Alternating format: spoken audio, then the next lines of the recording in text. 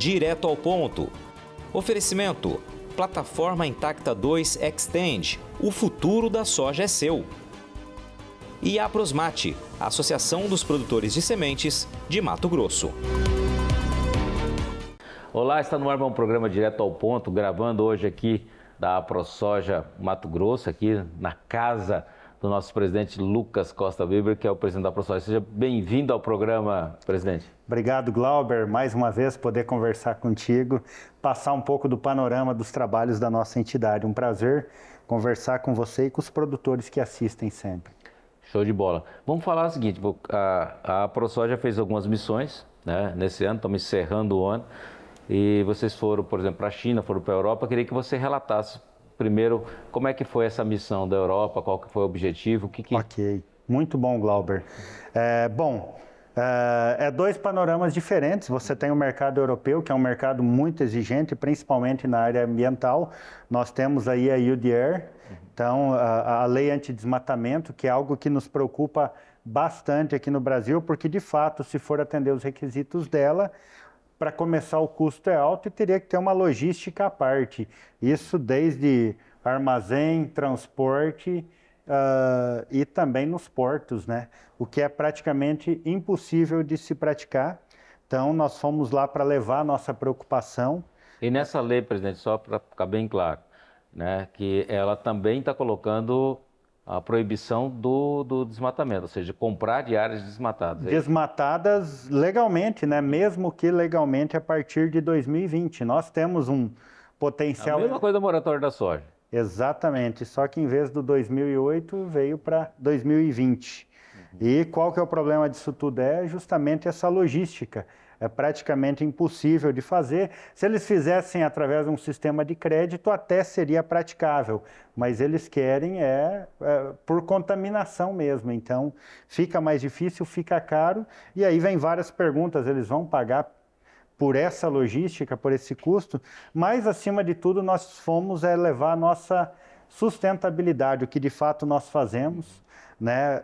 Primeiro, no sequestro de carbono, o sistema de plantio direto aqui do nosso estado hoje tem estudo da Exalc publicado em revista científica internacional, trabalho científico reconhecido, que mostra que todo o balanço de emissão e sequestro de carbono para se produzir, nós ainda sequestramos 1,6 toneladas de carbono por hectare no sistema plantio direto sucessão soja-milho. Ou seja, nós ajudamos a despoluir a atmosfera, o que é algo muito importante.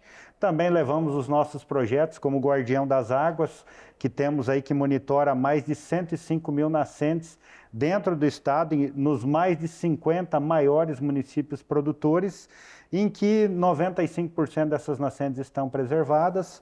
Levamos também o Soja Legal, que é o nosso projeto também de certificação e selo dos nossos produtores que aderem a esse projeto. É feito várias orientações, adequações na parte trabalhista, de segurança nas propriedades, o diagnóstico socioambiental. É uma melhoria contínua? Uma melhoria contínua.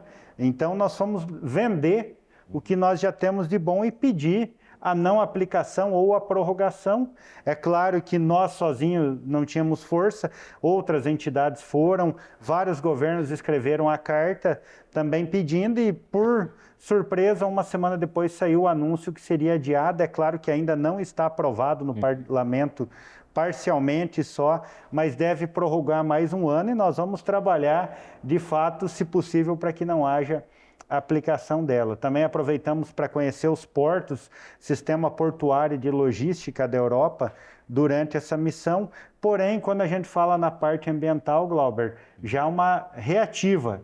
Já na China nós fizemos algo parecido, porém proativo, porque por mais que a China não faça exigências ainda muito fortes nessa questão ambiental, algumas empresas como a COFCO já fez um piloto de um navio que mandou para a Europa livre de desmatamento, que eles falam, ou seja, antes dessas datas. Então ela já começa a ter uma visão ambiental. Acho que você também teve na China dias atrás, você viu que eles têm um discurso maior.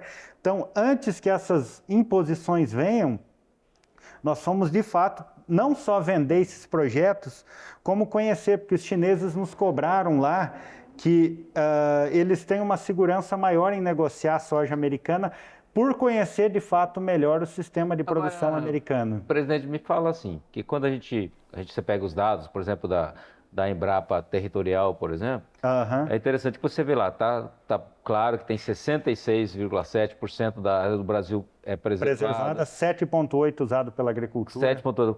E que, na verdade, mesmo que se aplique o Código Florestal Brasileiro, que o produtor possa abrir aquilo que tem direito de abrir, mesmo assim o Brasil vai ficar com 56% de áreas totalmente tocáveis. Mas parece que os caras não acreditam nisso. O que você acha que é o que pega para realmente, por exemplo, validar? Falar assim, não, eu sou um produtor, que você chega lá na Europa e você fala assim, não, eu sou um cara legal, eu passo plantio direto, faço isso, faço aquilo, faço assado, mas parece que os caras não acreditam. O que você acha que seria uma forma deles acreditarem? O que está faltando? Na verdade, é um problema do CAR? É o que é? Não, na verdade, Glauber, há muitos anos nós deixamos as ONGs falarem por nós. Então, venderam uma imagem distorcida do Brasil e, por outro lado, os produtores de lá, muito oportunistas e inteligentes, aproveitaram esse discurso para fazer um protecionismo, uma barreira econômica para nós. E essa lei nada mais é, o produtor francês deixa claro isso, as declarações do Carrefour e também de um deputado francês, ficou mais nítido ainda nos últimos dias. É protecionismo econômico e eles vão se aproveitar disso. Teoricamente, eles não desmatam, é claro que eles desmataram tudo. Cabe lembrar que nós somos o único produtor que preserva floresta em pé, nativa, em áreas agricultáveis. Quando você vai para a agricultura americana, a agricultura europeia, eles já desmataram essas áreas agricultáveis. E quando você vê floresta em área agricultável, é floresta replantada que eles exploram madeira e celulose. Sei, é um absurdo. Então, realmente é muito complexo. Agora, você disse uma coisa boa, é que, na verdade, você tem ONGs que são aqui e que só falam mal. Exato. Né? E ainda tinha gente do próprio governo, como é o caso de alguns ex-ministros aí, que iam lá para falar mal do Brasil também. Então... Exatamente, a gente sempre cobra, né, posicionamento do governo. No entanto que, na última reunião também do Instituto Pensar Agro, junto com a Frente Parlamentar da Agropecuária, uma exigência da ProSoja Mato Grosso, como membro de lá, é que, de fato, agora, no próximo ano, o nosso Congresso Nacional se posicione forte. Nós temos que ter ações, medidas retaliatórias, claro, dentro da legalidade, porque nós também não podemos correr o risco de implicar uma ação na OMC contra os nossos produtos agrícolas, mas nós temos que responder à altura exigindo deles também que ao menos apliquem algo parecido com a legislação ambiental brasileira, inclusive se tratando em recuperação de áreas, porque aqui o produtor que teoricamente fez mais do que o Código Ambiental, mesmo antes da implementação dele, ele tem que fazer o PRA. Por que não eles terem que fazer também? Então nós temos... Uma reciprocidade, né? Isso não Exatamente. Antes de nós ficar pensando só em fazer em carta de resposta para o Carrefour, nós temos que ter medidas concretas nesse sentido. Uma outra preocupação é a COP30, né, aqui no Brasil, que nós não podemos permitir que o Brasil seja vendido. De fato, nós temos que fazer uma boa comunicação com a sociedade, mostrando esses dados de sustentabilidade, e o Congresso Nacional precisa assumir o protagonismo diante que o Ministério do Meio Ambiente, nós sabemos que tem trabalhado contra o nosso setor, e nós precisamos que o Congresso traga esse protagonismo por ser o representante do povo e que não permita que o Brasil seja vendido. Então, o trabalho para a COP30 também será muito importante antes que ela ocorra, não durante, que aí já é tarde. Eu acho que você está falando de COP, pode ser uma oportunidade, né? Igual você falou, porque muitas vezes você vai lá, em vários países, você chega lá e apresenta os dados, fala isso, ó, o produtor aqui, ele reserva... que nem você está falando, dos rios, né? As Exato. Nascentes, você tem o plantio direto, você tem, por exemplo, né, as APPs preservadas. Uma coisa é você, de repente, quantidade de jornalistas que vem para cá, talvez seja uma oportunidade na hora de você pegar esses jornalistas que são influenciadores, são que realmente fazem, e talvez pegar e fazer uma união de forças e trazer esses caras para conhecer várias propriedades, dar o voar pelo Mato Grosso e olhar e observar em loco, daí, ou seja... Na verdade, bem lembrado isso, Glauber, nós já para início do ano, né, vamos trazer jornalistas da Europa aqui para conhecer o nosso sistema de produção, passar mais esses dados e vamos levar eles para sobrevoar áreas de produção. Um exemplo, o município de Sorriso, que é o maior município produtor de soja brasileiro, mostrar que lá produz, mas tem nascente de rio preservada, área de preservação permanente, tem as reservas florestais dentro das propriedades, ou seja, conciliamos produção e também preservação no maior município produtor e no maior estado produtor do Brasil também. Perfeito, presidente. Eu vou pedir para o senhor um momentinho, nós vamos para o intervalo e já voltamos. Você não saia daí.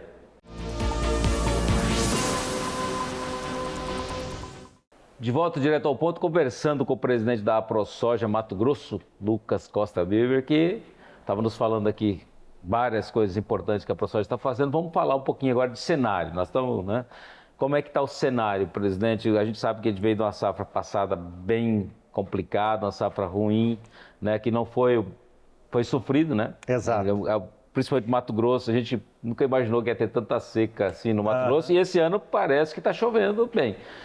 Tem um lado bom de produção que pode ser bom, mas também tem um outro lado que custo de produção continua alto. Você tem, por exemplo, a soja que está valendo... Melhorou um pouquinho, mas também está longe de ser o que é. Eu queria que você falasse principalmente da expectativa de rentabilidade do produtor. Ok. Bom, Glauber, nós temos várias incertezas, né? Uma delas também, né, o governo americano, essa troca. Nós sabemos que da outra vez teve essa guerra Estados Unidos e China. Inicialmente ela foi prejudicial para nós, depois com o andar ela acabou favorecendo. Então, de início, como a base é preço Chicago, nós podemos talvez enfrentar queda nos preços se houver de fato as barreiras americanas para a China. Porém, por outro lado, o Brasil se põe como um mercado fornecedor. Uma hora a China vai precisar dessa soja brasileira e vai ter que demandar mais e vai ter que pagar. Então eu vejo como um cenário positivo. A safra esse ano ela corre bem melhor que o ano passado. O ano passado, essa época, nós falava em seca, em poeira.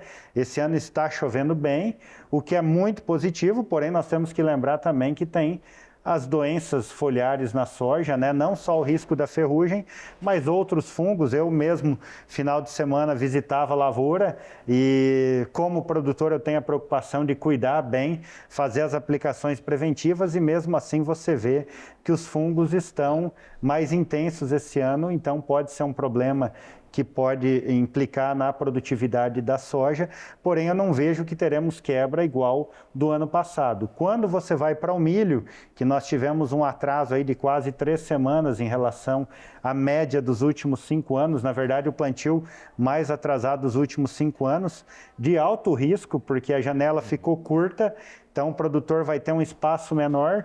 Durante a safra também você pode ter excesso de chuva, o que não só pode implicar na qualidade do grão da soja, como também mais atraso no plantio do milho, se tiver excesso de chuva durante a colheita. E aí nós vamos depender, como diz, do fator, né, que vai além de nós, do clima, do tempo, que é justamente ele sair esse ano do normal para que, de fato, nós tenhamos uma safra boa de milho, porque o cenário hoje, com esse atraso, mesmo o clima correndo bem, nós vamos ter uma janela muito curta e pode faltar chuva para o enchimento de milho. Então, um cenário de produção baixa, porém com notícias boas chegando, como a Índia deve abrir a importação de milho transgênico, que o Brasil se põe como um fornecedor, então aumenta a demanda por milho, principalmente mundialmente, o que pode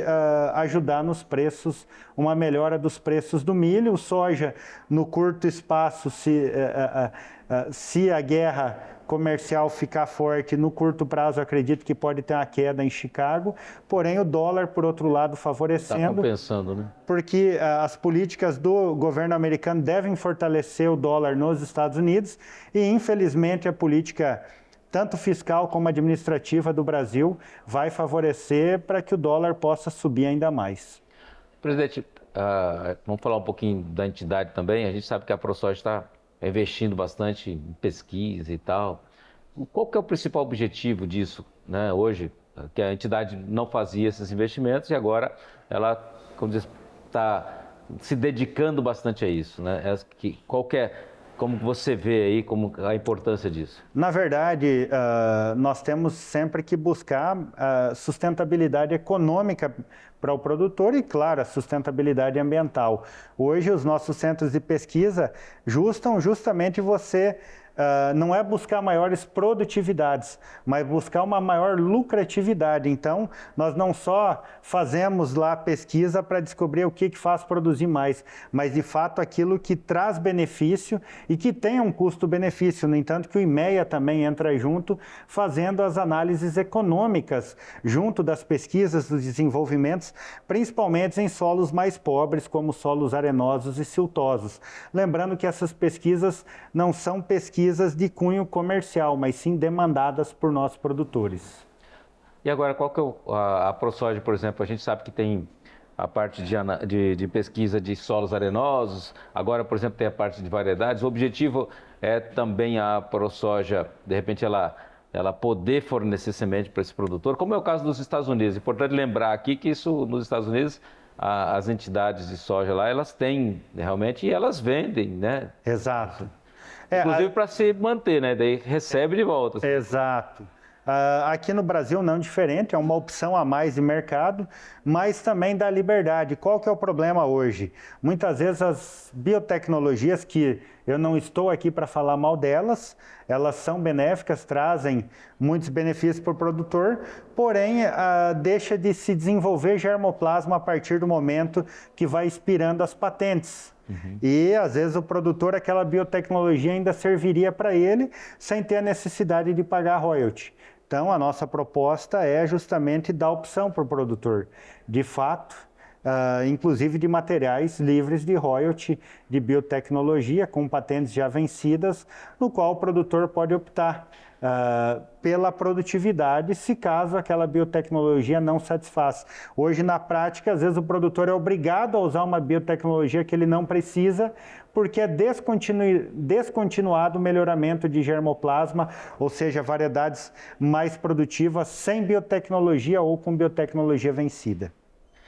Presidente, eu não posso deixar de perguntar um assunto que é importante para a ProSoja. A ProSoja tem trabalhado, brigado, lutado, quer dizer assim, né? Que é a questão dessa moratória. A gente já falou no primeiro bloco, só um pouco mais a questão da moratória. O estado de Mato Grosso foi protagonista, parece que agora tem várias leis sendo feitas em outros estados. Queria que você falasse para a gente a conquista disso. Na verdade, foi um trabalho, né, que é um mérito, acho que de todos que passaram por aqui. Isso já vem há várias gestões sendo lutado, e cada gestão mais próxima foi intensificado esse trabalho.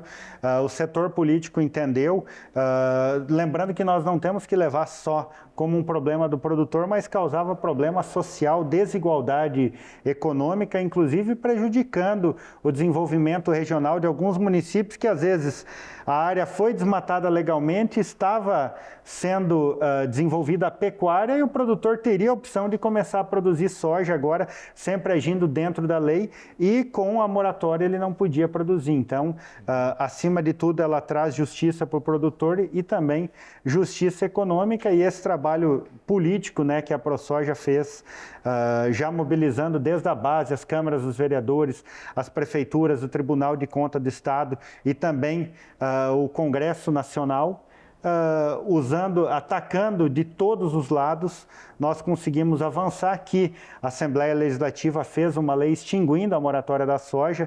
É claro que ainda estamos trabalhando para ter a nossa voz na regulamentação, para que de fato não só a moratória seja extinguida, mas injustiças que desrespeitam principalmente a soberania do nosso país, as nossas leis, e que tragam essa injustiça, não prevaleçam contra o nosso produtor. E teve também esse corte de incentivo para as empresas, né, que estão na moratória da soja. Teve isso, né? Exatamente. Mas isso repercutiu positivamente? Como é que está o resultado disso?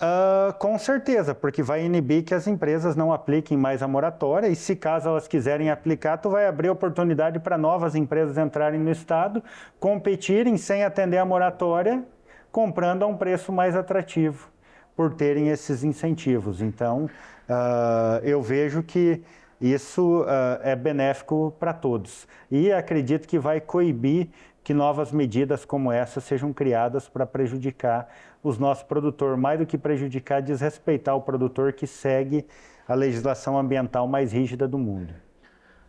Presidente, acabou o nosso tempo, ou seja, 2025, você acredita que vai ser um ano positivo? Quer dizer, tem que acreditar, né? Sempre temos que acreditar de olho no cenário, tanto positivo quanto negativo, mas o importante é nós sempre estarmos atentos e nos adaptar às mudanças que vêm, acima de tudo, dar o nosso melhor, seja aqui na entidade, seja cada produtor dentro da sua propriedade, cuidando bem aquilo que faz, que sempre acaba dando certo. Perfeito. Presidente, obrigado. Tá? Feliz Natal, Ano Novo para você, para toda a entidade, todos os funcionários, colaboradores da AproSoja. Muito obrigado pela sua presença aqui. Obrigado, Glauber, obrigado ao Canal Rural e obrigado também a todos os nossos produtores que são a base do trabalho da nossa entidade, aos colaboradores, aos nossos delegados, todos que participam e fazem a nossa entidade mais forte. Então, muito obrigado, um feliz Ano Novo, um ótimo Natal a todos. Grande abraço. Tá aí, concluímos mais uma entrevista especial. Obrigado pela companhia. Até o próximo programa. Até.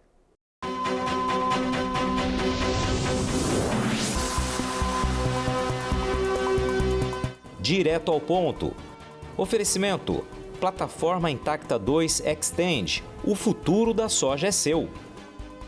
E Aprosmate, Associação dos Produtores de Sementes de Mato Grosso.